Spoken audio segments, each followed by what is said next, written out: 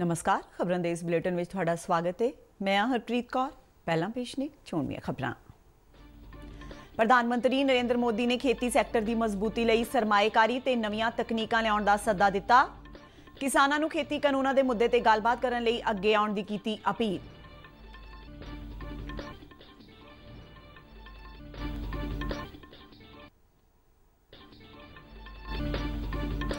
प्रधानमंत्री नरेंद्र मोदी ने कहा कि स्थिर विकास का टीचा एकजुटता ते नवीनताकारी नाल ही हासिल किया जा सकता है।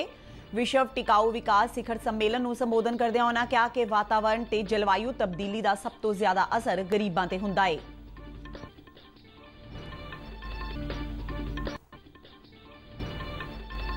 रक्षा मंत्री राजनाथ सिंह अज राज्यसभा विच पूर्वी लद्दाख की मौजूदा स्थिति ते बयान देणगे।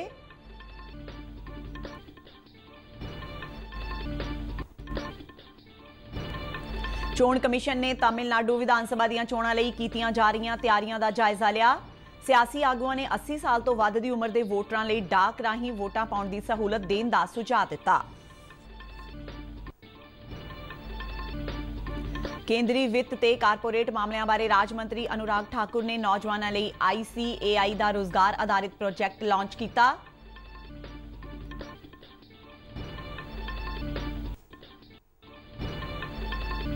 ਤੇ उत्तराखंड के चमोली जिले में राहत ते बचाव कामां विच होर तेजी लिआंदी गई। 2 होर व्यक्तियों दीयां लाशां मिलण नाल मरण वालियां दी गिणती 34 तक पहुंची। ते हुण खबरां विस्तार नाल। प्रधानमंत्री नरेंद्र मोदी वालों राष्ट्रपति के भाषण ते धन्नवाद मते ते जवाब दिते जाण उपरंत लोक सभा ने धन्नवाद मते नूं पास कर दिता है। मोदी ने धन्नवाद मते का जवाब दिंदिआं किसानां नूं उन्हां दे मसलिਆਂ ਦਾ हल कढण लई अगे आउण लई आख्या। उन्होंने कहा कि जनतक खेतर दे नाल-नाल निजी खेतर की भूमिका भी महत्वपूर्ण है। उन्होंने कहा जेकर सरमाएकारी अते नवीआं तकनीकां नूं नहीं अपनाया गया तां खेती सैक्टर मजबूत नहीं होवेगा। उन्होंने कहा कि हुण कणक ते झोने की पैदावार तो अगे वधण की लोड़ है। उन्होंने कहा निजी खेतर नूं चंगा माड़ा कहण दा सभ्याचार मंजूर नहीं है ते अजिहा करना देश के नौजवानों का अपमान होवेगा। उन्होंने कहा कि उन्होंने इस गल की हैरानी हुंदी है कि लोग ये पुछ रहे हैं कि नवे खेती कानूनां दी की लोड़ सी जबकि किसानां ने इन्हां दी कदे भी मंग नहीं कीती सी। उन्होंने कहा दाज दहेज ते 3 तलाक कानूनां दी भी मंग नहीं की गई सी पर यह कानून बनाए गए क्यों जो प्रगतिशील समाज लई ये जरूरी सन। उन्होंने कहा कि लोक सभा के नाल-नाल केंद्र सरकार भी किसानां दा सम्मान करदी है ते इहो कारण है कि सरकार दे सीनियर मंत्री किसानां नाल लगातार गलबात कर रहे हैं। के बाद और पार्लियामेंट में कानून बनने के बाद किसी भी किसान से मैं पूछना चाहता हूं कि पहले जो हक उनके पास थे, जो व्यवस्थाएं उनके पास थी, उसमें से कुछ भी इस नए कानून ने छीन लिया है क्या? इसकी चर्चा, उसका जवाब कोई देता नहीं है। सब कुछ वैसा का वैसा वो है पुराना। क्या हुआ है? एक अतिरिक्त विकल्प व्यवस्था मिली है, वो भी क्या कंपलसरी है? किसी कानून का विरोध तो तब मायना रखता है कि जब वो कंपलसरी हो। ये तो ऑप्शनल है। आपको मर्जी पड़े यहां जाना है जाइए, आपको मर्जी पड़े वहां नहीं जाना है वहां जाइए, जहां ज्यादा फायदा हो वहां किसान चला जाए, ये व्यवस्था की गई है।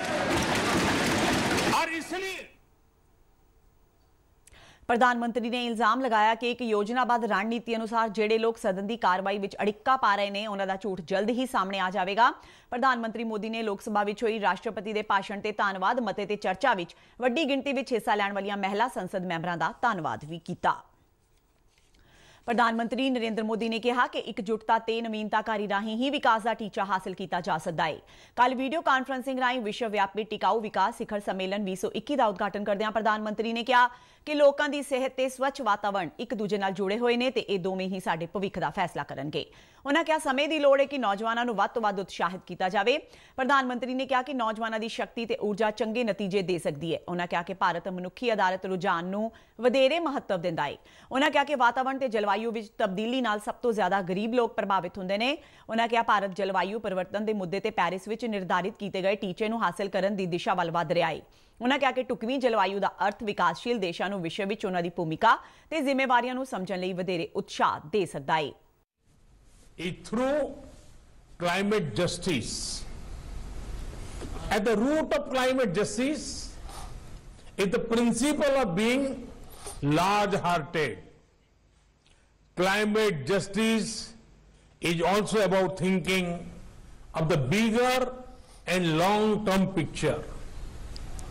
The sad reality is changes in the environment and natural disasters impact the poor the most.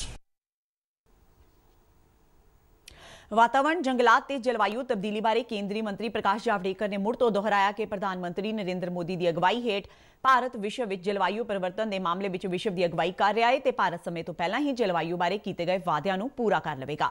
Guana के राष्ट्रपति doctor Muhammad Irfan Ali, Papua New Guinea के प्रधानमंत्री जेम्स मरापे, मालदीव की पीपल्स मजलिस के स्पीकर मोहम्मद नशीद ते संयुक्त राष्ट्र की डिप्टी सकत्तर जनरल अमीना जे मुहम्मद ने भी सम्मेलन को संबोधन किया। इस सम्मेलन का विषय साडे सांझे भविख की मुड़ व्याख्या सारियां लई सुरक्षित वातावरण है। रक्षा मंत्री राजनाथ सिंह आज राज्यसभा में पूर्वी लद्दाख में मौजूदा स्थिति बारे बयान देंगे। चीन के रक्षा मंत्रालय ने कल अपनी वैबसाइट से एक लिखती बयान में कहा कि चीन ते भारत दीयां फौजां ने पैंगोंग झील के इलाके की फ्रंट लाइन तो अपने सैनिकों को वापस बुलाने की प्रक्रिया शुरू कर दी है। चीनी रक्षा मंत्रालय के बुलारे कर्नल वू क्यान वालों जारी किए गए एक बयान मुताबक चीन ते भारत के फौजी कमांडरां के पद्धर की 9वें गेड़ की गलबात दौरान बनी सहमति के आधार पर बीते काल तो दोहां देशों के सैनिकों की वापसी ढुकवें ढंग नाल शुरू हो गई है।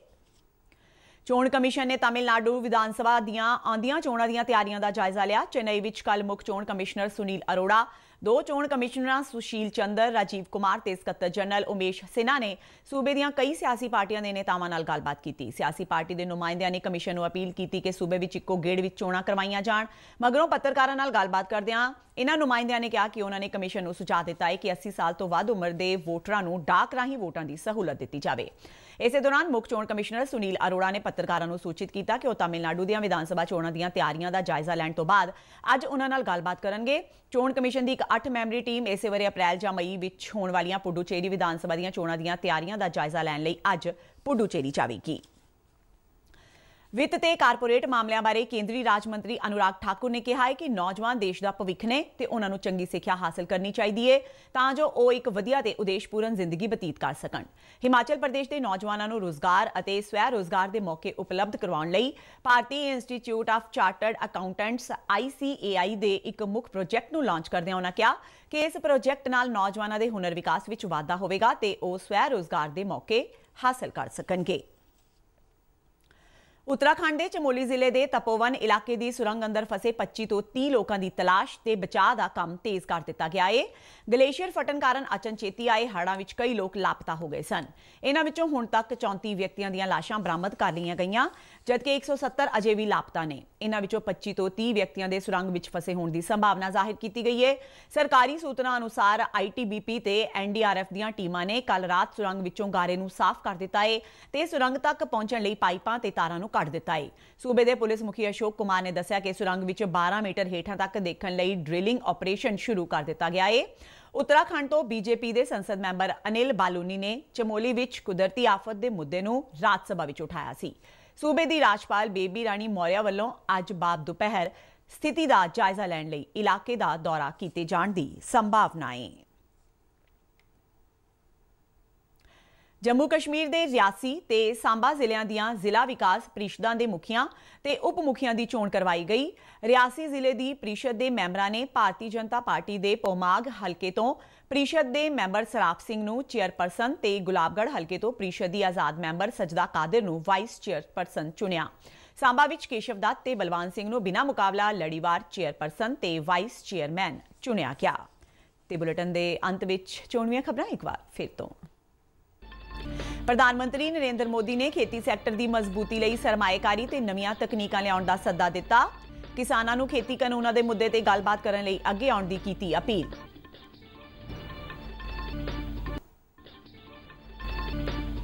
प्रधानमंत्री नरेंद्र मोदी ने कहा कि स्थिर विकास का टीचा एकजुटता ते नवीनताकारी नाल ही हासिल किया जा सकता है। विश्व टिकाऊ विकास शिखर सम्मेलन नूं संबोधन करदिआं उन्हां कहा कि वातावरण ते जलवायु तब्दीली का सब तो ज्यादा असर गरीबां ते हुंदा है।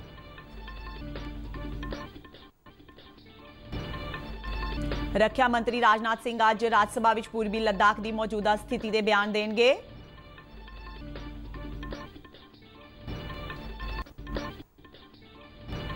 चोण कमीशन ने तमिलनाडु विधानसभा ਦੀਆਂ ਚੋਣਾਂ ਲਈ ਕੀਤੀਆਂ ਜਾ ਰਹੀਆਂ ਤਿਆਰੀਆਂ ਦਾ ਜਾਇਜ਼ਾ ਲਿਆ। सियासी आगुआं ने 80 साल तो वध दी उम्र के वोटरां लई डाक राहीं वोटां पाउण दी सहूलत देण दा सुझाव दिता। केंद्रीय वित्त ते कारपोरेट मामलों बारे राज मंत्री अनुराग ठाकुर ने नौजवानों लई ICAI का रोजगार आधारित प्रोजेक्ट लॉन्च किया। ते उत्तराखंड के चमोली जिले में राहत ते बचाव कामां विच होर तेजी लिआंदी गई। 2 होर व्यक्तियों दी लाशां मिलण नाल मरण वालियां दी गिनती 34 तक पहुंची। ते इस नाल ही खबरां दा बुलेटिन खत्म हुंदा है। आज्ञा दिओ, नमस्कार।